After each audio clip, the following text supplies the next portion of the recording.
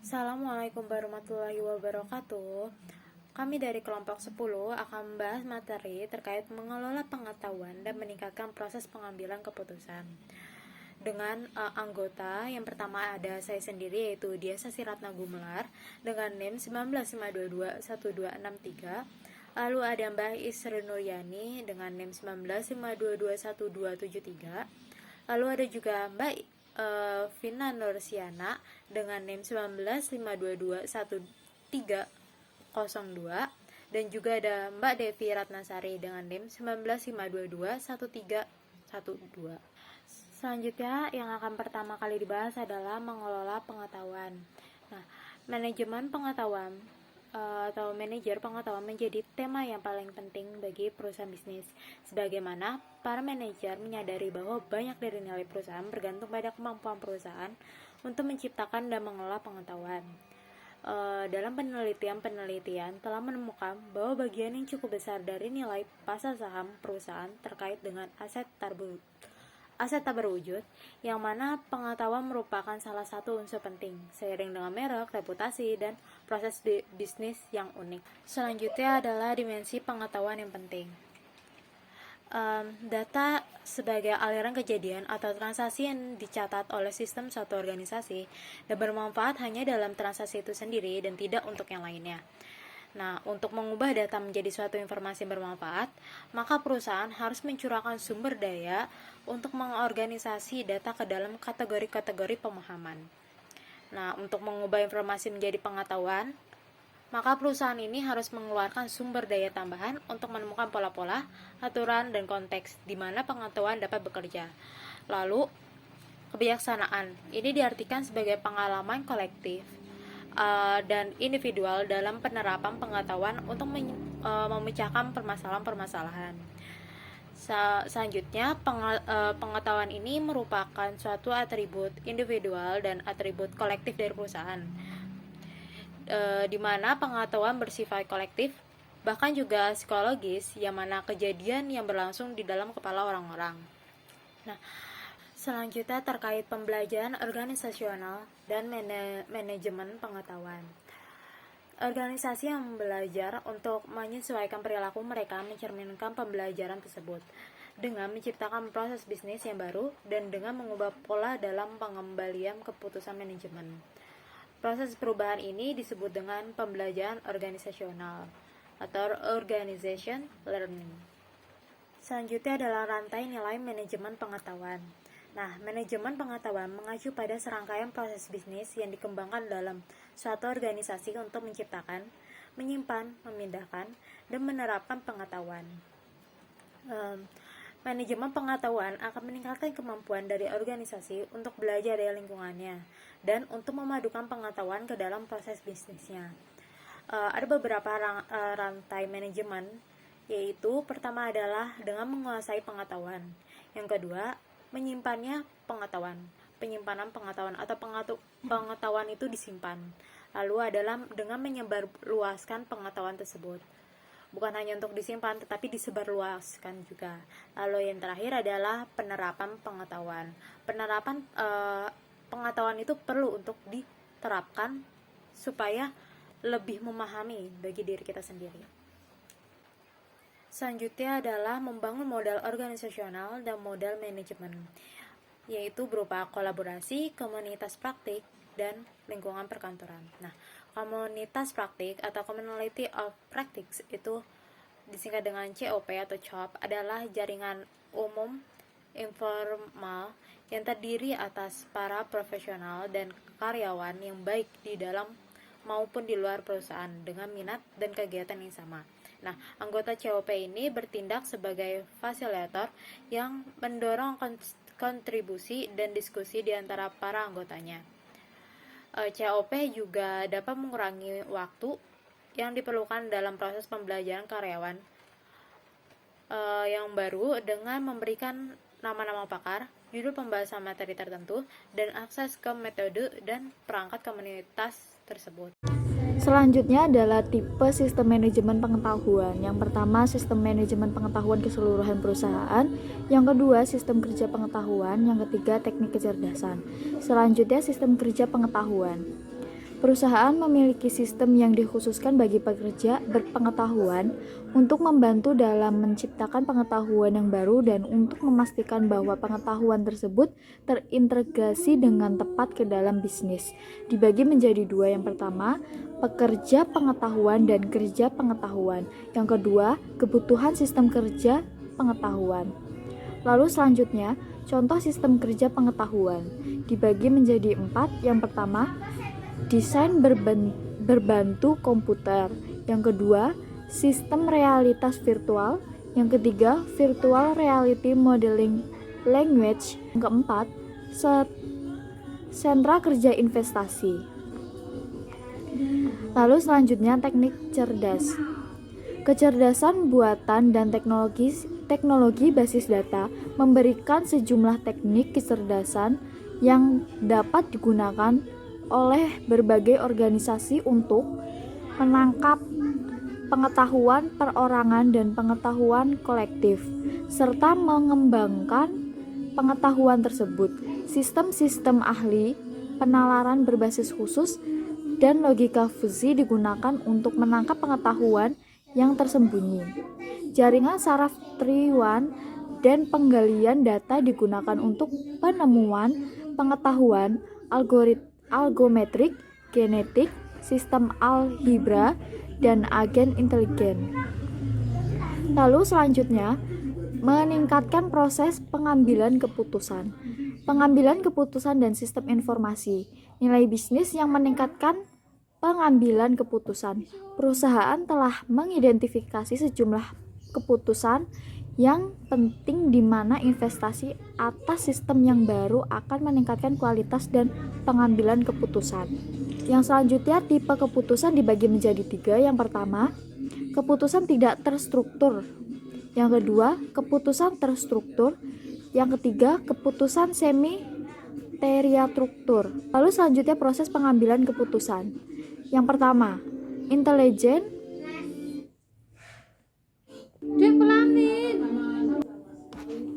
terdiri atas menemukan, mengidentifikasi, dan memahami masalah yang terjadi pada organisasi, mengapa masalah itu terjadi, di mana dan akibat apa yang dialami perusahaan.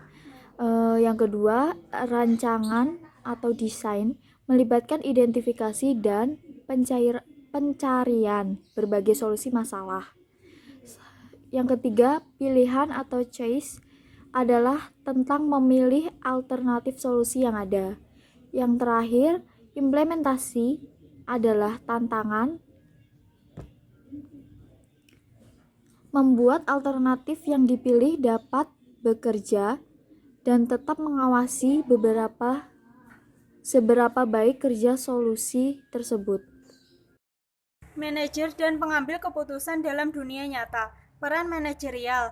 Dalam menganalisis perilaku para manajer dari hari ke hari, Henry Misberg menemukan bahwa hal itu dapat diklasifikasikan ke dalam 10 peran manajerial. Peran manajerial merupakan ekspektasi dari aktivitas yang harus dikerjakan oleh para manajer di dalam suatu organisasi. Misberg mendapati bahwa peran manajerial dibagi menjadi 3 kategori. Yang pertama, peran antar pribadi. Para manajer bertindak sebagai figur utama dalam organisasi ketika mereka mewakili perusahaan mereka kepada dunia luar dan melakukan tugas-tugas simbolik, seperti memberikan penghargaan kepada karyawannya. Yang kedua, peran informasi. Manajer bertindak sebagai pusat saraf dari organisasi, menerima informasi terkini yang paling konkret dan mendistribusikannya kembali kepada mereka yang memerlukannya. Yang ketiga, peran pengambil keputusan. Manajer bertindak sebagai wirausahawan dalam mengusulkan jenis-jenis aktivitas baru, menangani gangguan-gangguan yang muncul dalam organisasi, mengalokasikan sumber daya kepada para staf yang membutuhkan, dan menegosiasikan konflik dan menjadi penengah antara kelompok-kelompok yang bertikai. Pengambilan keputusan dalam dunia nyata. Yang pertama, kualitas informasi. Keputusan yang berkualitas tinggi memerlukan informasi yang berkualitas tinggi. Apabila keluaran dari sistem informasi tidak memenuhi kriteria kualitas ini, maka proses pengambilan keputusan akan sulit dilakukan. Yang kedua, penyaring manajemen. Para manajer menyerap informasi melalui serangkaian penyaringan untuk memahami dunia di sekitar mereka. Para manajer mempunyai perhatian yang selektif, menitik beratkan pada jenis permasalahan dan pemecahan tertentu, dan memiliki bias-bias yang bervariasi yang menolak informasi yang tidak sesuai dengan konsepsi mereka sebelumnya. Dan yang terakhir, politik dan inersia organisasional. Organisasi adalah birokrasi dengan kemampuan dan kompetensi terbatas untuk melakukan tindakan-tindakan yang bersifat menentukan. Kajian-kajian mengenai merestrukturisasi bisnis menemukan bahwa perusahaan cenderung untuk mengabaikan kinerja yang buruk hingga terancam oleh pihak luar yang ingin mengambil alih, dan mereka secara sistematis menyalahkan kinerja yang buruk dari kekuatan eksternal yang melampaui kendali mereka. Pengambilan keputusan otomatis yang berkecepatan tinggi. Saat ini, banyak keputusan yang diambil oleh organisasi tidak dibuat oleh para manajer atau beberapa manusia. Kelas-kelas dalam keputusan yang sangat terstruktur dan otomatis mengalami pertumbuhan yang sangat cepat. Apakah yang membuat jenis dari keputusan otomatis yang berkecepatan tinggi dimungkinkan adalah algoritma komputer yang secara tepat mendefinisikan langkah-langkah yang harus diikuti untuk menghasilkan suatu keputusan. Database yang sangat besar, prosesor yang berkecepatan sangat tinggi, dan perangkat lunak yang dioptimalkan batas tugas. Dalam keadaan tersebut, manusia dihapuskan dari rantai keputusan karena mereka terlalu lamban. Hal ini berarti bahwa organisasi dalam area-area tersebut mengambil keputusan dengan lebih cepat daripada apa yang manajer dapat memonitor atau mengendalikannya. Ketidakmampuan untuk mengendalikan keputusan secara otomatis merupakan suatu faktor utama di dalam kejatuhan sekejap. Intelijen bisnis di dalam perusahaan. Apakah yang dimaksud dengan intelijen bisnis? Intelijen bisnis atau BI merupakan suatu istilah yang digunakan oleh para pemasok perangkat keras dan perangkat lunak serta para konsultan teknologi informasi untuk menggambarkan infrastruktur bagi pergudangan, mengintegrasikan, melaporkan, dan menganalisis data yang berasal dari lingkungan bisnis, termasuk data yang besar. Pemasok intelijen bisnis. Intelijen bisnis dan analitis bisnis yang didefinisikan produk oleh para pemasok teknologi dan perusahaan konsultasi. Mereka terdiri atas perangkat keras dan perangkat lunak yang terjual dengan baik, terutama oleh para pemasok sistem yang besar kepada perusahaan Fortune 500 yang sangat besar. 5 pemasok terbesar dari produk-produk tersebut adalah Oracle, SAP, IBM, Microsoft, dan SAS. Produk-produk Microsoft ditujukan pada perusahaan yang berukuran kecil hingga menengah, dan mereka didasarkan pada alat bantu desktop yang akrab bagi para karyawan, alat bantu kolaborasi Microsoft SharePoint, dan perangkat lunak database Microsoft SQL Server. Lingkungan intelijen bisnis. Yang pertama, data dari lingkungan bisnis. Bisnis-bisnis akan berhadapan dengan data terstruktur maupun yang tidak terstruktur dari banyak sumber berbeda, termasuk data yang besar. Data perlu untuk diintegrasikan dan diorganisasi sehingga mereka dapat dianalisis dan digunakan oleh para pengambil keputusan manusia. Yang kedua, infrastruktur intelijen bisnis.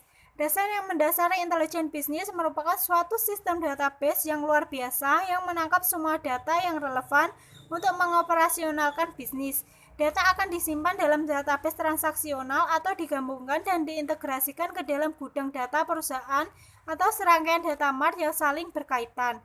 Dan yang ketiga, seperangkat alat bantu analitis bisnis. Seperangkat alat bantu perangkat lunak yang digunakan untuk menganalisis data dan menghasilkan laporan, memberikan tanggapan terhadap pertanyaan-pertanyaan yang diajukan oleh para manajer, dan menelusuri perkembangan dari bisnis yang menggunakan indikator-indikator kunci dan kinerja.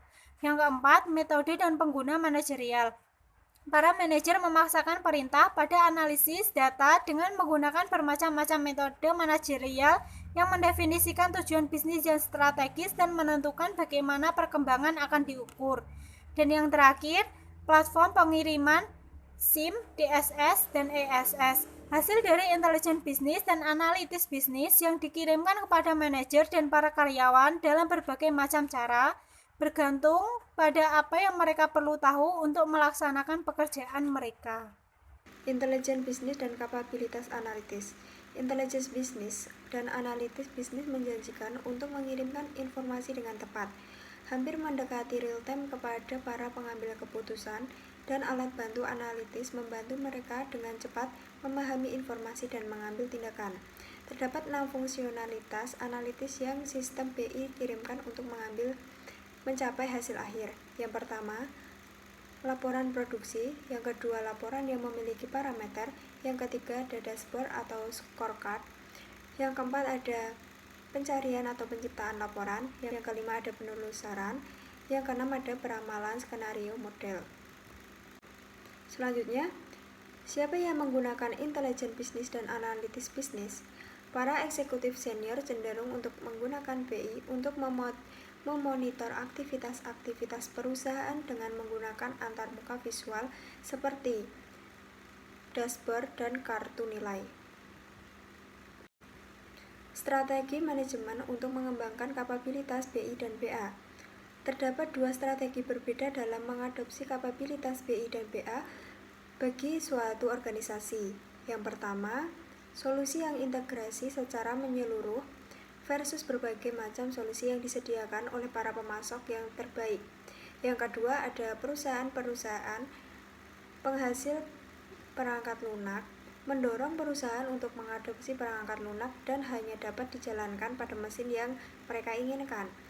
Solusi yang pertama membawa resiko, di mana pemasok tunggal yang menyediakan kepada perusahaan solusi total baik perangkat keras maupun perangkat lunak, membuat perusahaan Anda menjadi bergantung pada wewenang penetapan harganya.